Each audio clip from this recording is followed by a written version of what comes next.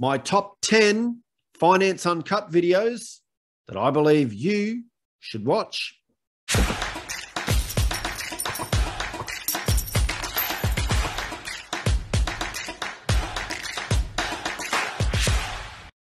So the reason I'm putting together this video sharing my top 10 favorite videos that I've done that I think you should watch is based on the feedback that I'm getting from you guys, from the comments on all my videos. And, you know, a lot of people have only subscribed in the last several months and have missed a lot of my favorite videos that I think are very valuable, that have got a lot of good educational content. So let's get into it. So before I get to my top 10, I've got 3 honorable mentions that I want to get to. And this is a few recent videos I've done. Property crash 25% this year. If you haven't watched this video, it's 2 property bulls, 20-year property bulls that have turned property bears.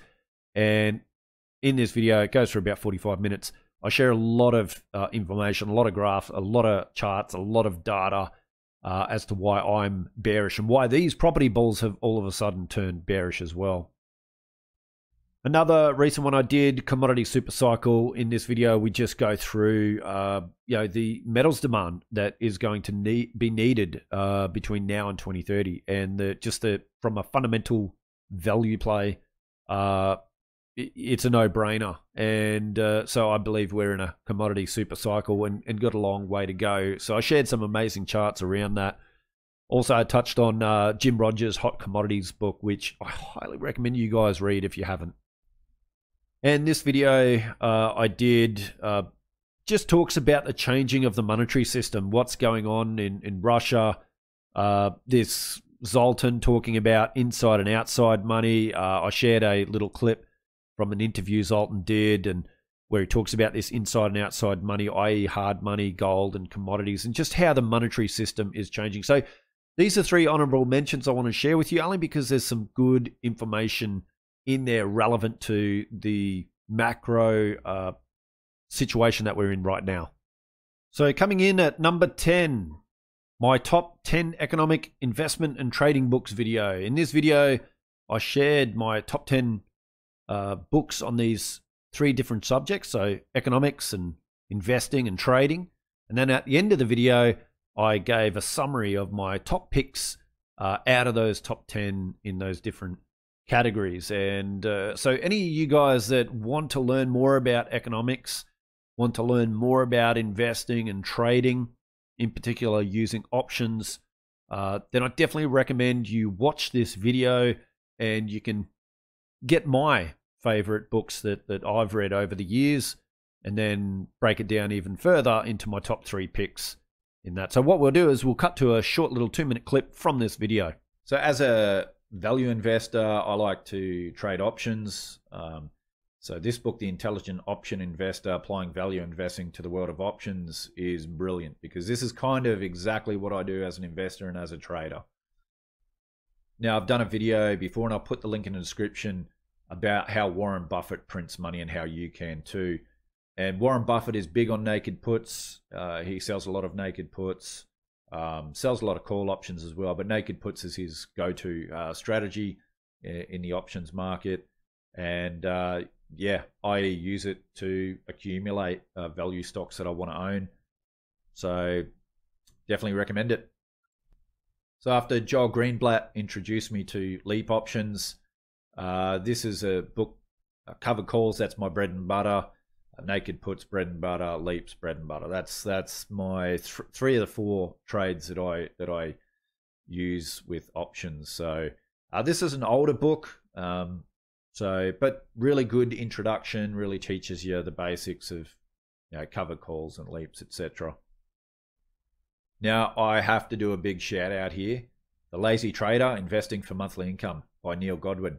Neil's actually a client of mine. I know Neil very well. I've known him for, I don't know, 15 years maybe. And Neil himself has been a full-time trader since 1991. You know, really, really good book. I know Neil. He travels the world, or did before the...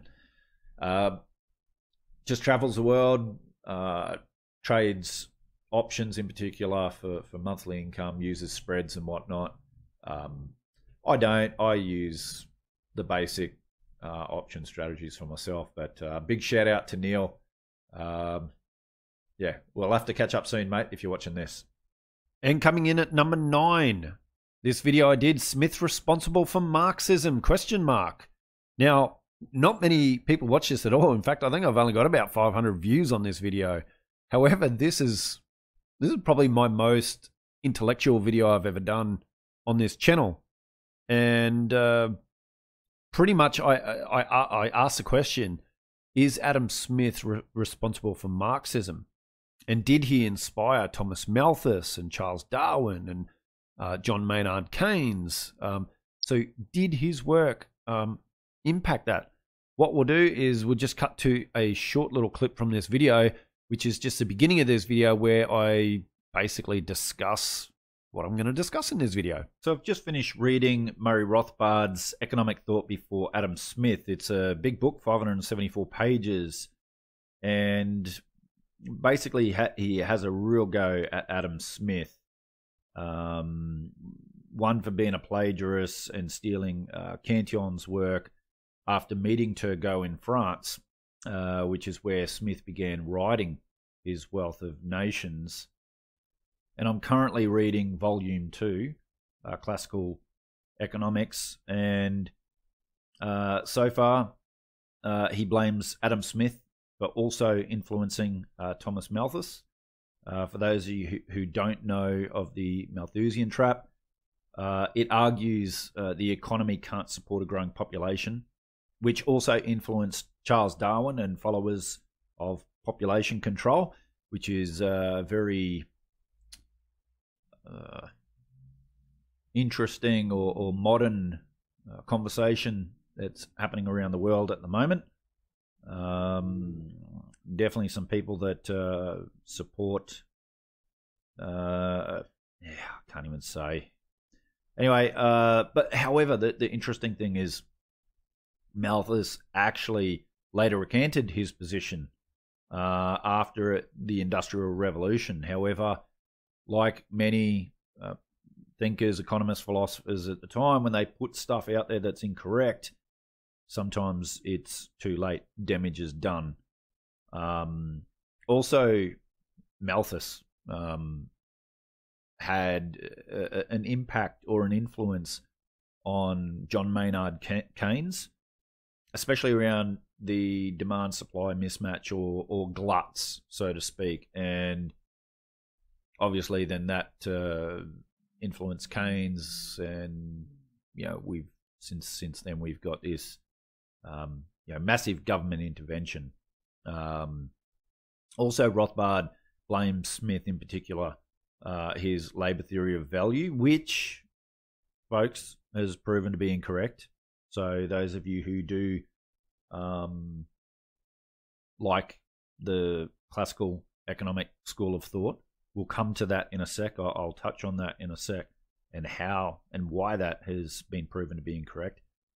However, that labour theory of value, and I agree with Rothbard here, that enraged Karl Marx, because Karl Marx believed that workers were being exploited, which obviously led to his writings of the Communist Manifesto. And, well, we know what Marxism has led to around the world since then. Millions and millions of deaths since then.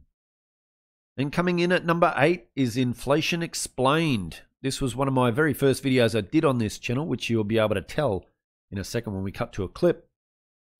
But this is quite important, especially right now, where we've got raging inflation. We've got so-called experts talking about inflation, and there's so much misinformation about what is inflation. In fact, in this video, I talk about a debate that happened. So you know what? Let's just cut to a short clip in this video now. So what is inflation? This is the big debate happening in FinTwit at the moment. Are we seeing inflation or are we seeing deflation? But it goes even further than that. There is an actual debate as to what is inflation, the definition of inflation. And two people that I follow and have a lot of respect for, Jim Rickards and Peter Schiff, about a month ago, had a debate on exactly what is inflation, and both men disagreed as to the definition of inflation. So in this video, I wanted to have a look at what is inflation from an Austrian perspective, and we're going to go through some of the highlights in Ludwig von Mises' book, Economic Policy Thoughts for Today and Tomorrow. So in 1864, Webster's American Dictionary of the English Language defined inflation as undue expansion or increase from over-issue set of currency. And in the same dictionary, an inflationist is one who advocates inflation, which is an increase of the paper currency as beneficial to trade. And this is a definition that Peter Schiff used in that debate. And coming in at number 7, silver is God's money. In this video, we explored gold, silver, and economics from a biblical perspective. And when we explored the Bible and the Old Testament, we come up with the conclusion that silver is actually money. So let's just cut to a clip from this video. Now, silver is money. The Hebrew word kasef has dual meaning both silver and money. This can be observed because kasef is used in different contexts, sometimes referring to values in commercial transactions, sometimes referring to objects made of silver like cups, bowls, tools, etc. Hebrew is not the only language in which the same word is used for both silver and money. In Greek, the language of the New Testament, the word aguros has the same double meaning. This is also the case in French, where the word argent, I hope I pronounced that correctly, means both silver and money. Like any material that requires labor for extraction or refining, silver has its own value, defined by its availability, desirability, and the amount of labor required for extraction and refining. A careful reading of any verse where kasef is used as a measure of value will reveal that the value of silver as a medium of exchange is expressed directly in its own weight, regardless of which biblical translation is used. These passages make a clear reference to the weight of silver. In most cases, the word used is shekel. And this is not a measure of value, but a measure of weight. So in conclusion, silver, like gold, does not have a value. Rather, silver is the value. The value of a transaction is determined by the weight of silver transferred. Hence, silver is money. So let's have a look at a complete biblical economic model. Abram's riches. Abram was very rich in cattle, in silver, and in gold. Genesis 13:2. And coming in at number 6, my video, Wealth Cycles. In here, we share a clip of Mike Maloney talking about wealth cycles, how we measure our gold and silver versus other assets, not in fiat. And also share how I turned $68,000 into silver, and then into real estate, which I have been selling in the last 12 months, which I've shared on this channel, which is about $800,000. So from 2008, $68,000 into almost $800,000. And coming in at number 5, investing in gold, silver, miners, and explorers. Once again, this was a very early video I did on this channel in 2020. And here I just share how I value gold and silver, explorers and miners, and things to look for in drilling reports and stuff like that. How to be able to read drilling reports and whatnot. So in this video, I think I gave a lot of valuable information. A lot of you guys ask a lot of questions about, gold and silver, miners and explorers and stuff like that. So I always encourage you guys to go back and check this video out. So let's just cut to a short clip from this video. So there are 3 main types of drilling. You've got your RAB, your rotary air blasts. This is often the cheapest form of drilling, but also the least accurate. It operates in a similar fashion to a hammer drill, where drill cuttings are collected as they reach the surface. Not too many explorers that I know use this now. Reverse circulation is another one. The drill cuttings are effectively forced into the hollow drill bit, which is achieved through compressed air or fluid. It's more expensive than the RAB, but it's also more accurate than the RAB. Most of the explorers that I are invested in actually use the diamond core drilling. So diamond drill bit rotates to cut a sample of the rock rather than grind it. The solid core of the rock collected through the drill bit. It is the most expensive form of drilling, but also the most accurate. So yeah, and then there's some other things like resource definition, whether it's inferred resources. So a company might say we've got X amount of resources, but it's inferred. That just means that the data is insufficient to confirm the resources continuity. Indicated resources also contain insufficient data. However, they can give what is considered a more reasonable indication of the resource there. Then you've got measured resources. It contains sufficient data that's able to confirm what type of resource they have there. And then you've got probable and also proven. The other things as well to think about is whether the resource needs to be an open cut or underground. So obviously there's going to be different cost structures involved with that. So open cut is obviously more, underground is more expensive than an open cut. And then also mine infrastructure. So is the discovery out in the middle of nowhere where there's no water?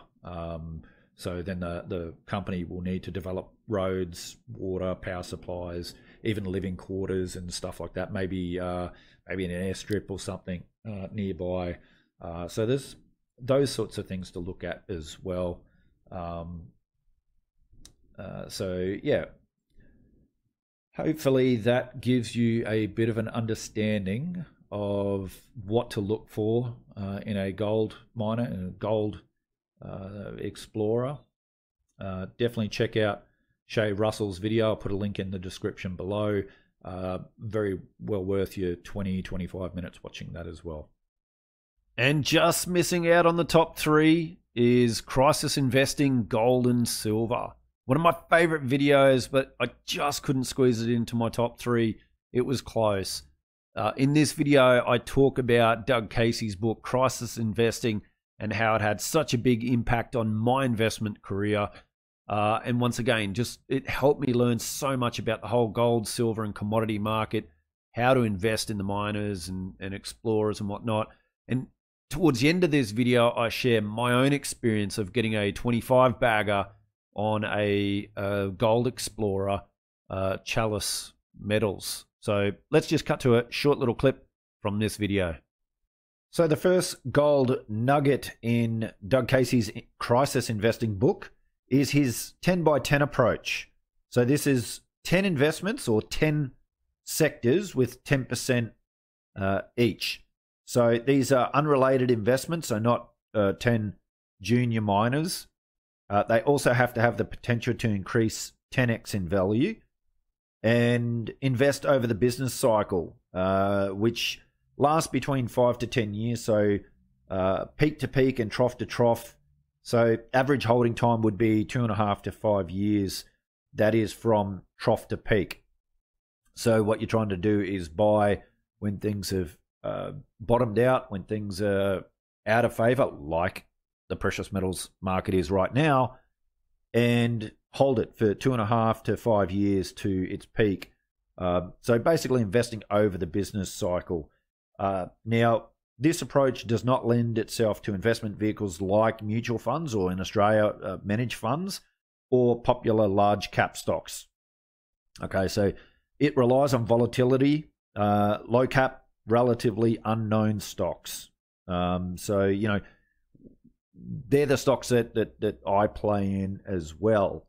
Also, it's supplemented by the use of moderate leverage in assets like commodities, convertibles, options, bonds, and even real estate when appropriate. So cracking the top 3 is Wall Street Secrets Revealed. In this video, I share 2 secrets that banks don't want you to know. The first one comes from a former Wall Street trading buddy of mine who many years ago shared with me the secrets that Wall Street used to trade. what they tell you guys how to trade and use this vehicle and that vehicle and this option strategy and that option strategy, they do the complete opposite. And so I share his secret on how to trade that Wall Street don't want you to know. And the second one is using what's called debt recycling. For any of those of you that have a home loan, you can use debt recycling to, one, pay off your home loan quickly while accumulating income producing assets. The second secret that banks don't want you to know is using a master limit for debt recycling. Now, what's debt recycling? Well, before we get to this example, let's cut to a clip on Sky News. Well, joining us tonight is John Mansamelli from Hunterwood Solutions Mortgage Brokers and Charles Tarby, Chairman and owner of Century 21 Australasia. Well, welcome to the show, guys. Debt recycling, something new to me. What does that all mean? It's about grabbing all the income and equity and working in a way where you can redirect all of your income into your home loan. And so if you're in a position where you've got a bit of equity in your investment property and you've got a bit of rental income, it's redirecting everything into the offset account or everything into the home loan. So it's an old strategy that everyone seems to have forgotten about. But it's something I want to reinvigorate because it's had a dramatic effect on a lot of my clients, and I think it might be a really good time to bring it up, given this is a good quality investment property show. And coming in at number 2, my video, Become Your Own Central Bank. And in this video, I share my favorite all-time investment trading strategy, which once again, Wall Street, they don't want you to know. They don't want you doing this, because this is what they do. And in this video, we talk about how you can print your own currency by issuing your own derivatives, your own insurance, your own options contract, and receive a premium. And you then take that premium or currency and go and buy your own gold and silver. So you can become your own central bank with this. And in this video, we share how Warren Buffett uses this strategy where he made $5 billion over a 3-year period, or $7.5 million on one trade, which took him 5 minutes. So let's just cut to a short clip from this video. Let's quickly get into why Warren Buffett is an options trader. And you're probably thinking to yourself, what is Warren Buffett doing with options, right? Like, he's a big stock guy. He's a huge proponent of long-term investing. But the reality is that when you actually dig into what he does, you'll see that he's actually really, really big-time options trader. Now, again, just to be 100% clear, I'm not saying that he just trades options, but he does recognize the huge opportunity to use them as leverage for his portfolio, and he's made a ton of money doing it. So let's look inside Berkshire Hathaway's annual report real quickly. This is where we're going to see how he's trading options in a big way. And again, this is all public information, but what you have to understand is that in the last 3 years, he's made $5 billion in profits trading options, and specifically selling options, which is what we talk about here. So if it's good enough for Warren Buffett, don't you believe it's good enough for yourself as well? All right, so let's get into it here for a second. So here we are inside of Warren Buffett's 10K for 2014. So at the time of this video, it was not available for the 2015. It's going to be exactly the same because the market was pretty much flat this year. But inside of his management discussion, and again, this is all public information, page 51, you can go back here and check it if you want to. He talks about all of his derivative contract trading, and especially equity index put option contracts that he sells. And he lays out in this entire report exactly how they do it. But here's the key. In 2014, they produced a pre-tax gain of $506 million. In 2013, he produced a pre-tax gain of $2.6 billion. And in 2012, it produced a pre-tax gain of almost $2 billion. Now look, again, at the end of the day, I'm not telling you anything that's fluff. This is all information you can back test, check, look at it yourself, but the numbers are here. It doesn't lie. He's doing options trading, specifically selling index put options in a huge, huge, huge way. And coming in at number 1, my favorite video that I've ever done. If anyone asked me if they could only watch one video on my channel, what would it be? It would be this one. The New World Order is coming. What this video is all about is looking at economic signs in Bible prophecy and looking at what's happening in the economy today and just allowing the viewer to come up with their own conclusion. And so I think what I'm seeing in the economy today and the economic signs in Bible prophecy, I think Bible prophecy is being played out and is going to continue to be played out in the next several months and years ahead. And so this is what I think is the most important, most valuable video I've ever done. Let's just cut to a clip and check it out.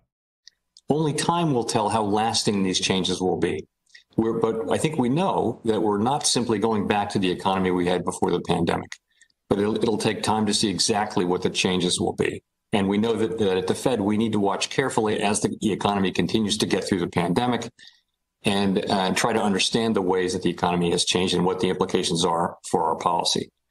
Okay, so Jay Powell says that we're not going back to the old economy. Now, have a look at this. WHO Director Mr. Tedros and Klaus Schwab, the World Economic Forum founder, are also saying the same thing. I want to be straight with you. There will be no return to the old normal for the foreseeable future. I repeat, there will be no return to the old normal for the foreseeable future. So people assume we are just going back to the good old world which we had, and everything will be normal again in how we are used to normal, in the old fashion. This is, let's say, fiction. It will not happen. We can have a look at Revelation 17 and 18. So the first one of these economic signs of the times is globalism as a precursor to the universal Sunday law.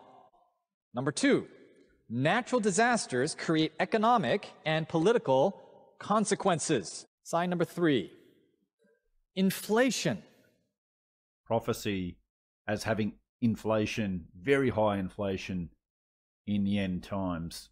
So let's have a look at the next economic indicator of end times. Final economic sign I want to share today, severe wealth inequality creates societal unrest. So there you have it. They're my top 10 videos with 3 honorable mentions that I think you guys should watch. If you're interested in economics, in investing, in macro, in gold, silver, or just wanting to prepare for what's to come, then these are the videos that I believe provide the most valuable educational content that I've done. These are the ones I'm probably most proud of. And I think these can help you guys become better investors, understand economics better, and prepare for what's to come. So anyway, love to see your thoughts and opinions in the comments below. Let me know if you've watched any of these videos and what you thought of them. If you haven't yet watched them, definitely take the time, make a playlist, and watch these 10. I think they're the most valuable ones that I've done. If you like this video, guys, as always, please hit that like button. It always helps the algorithms. Really do appreciate it. Take care, everyone. I'll see you all again on another episode of Finance Uncut.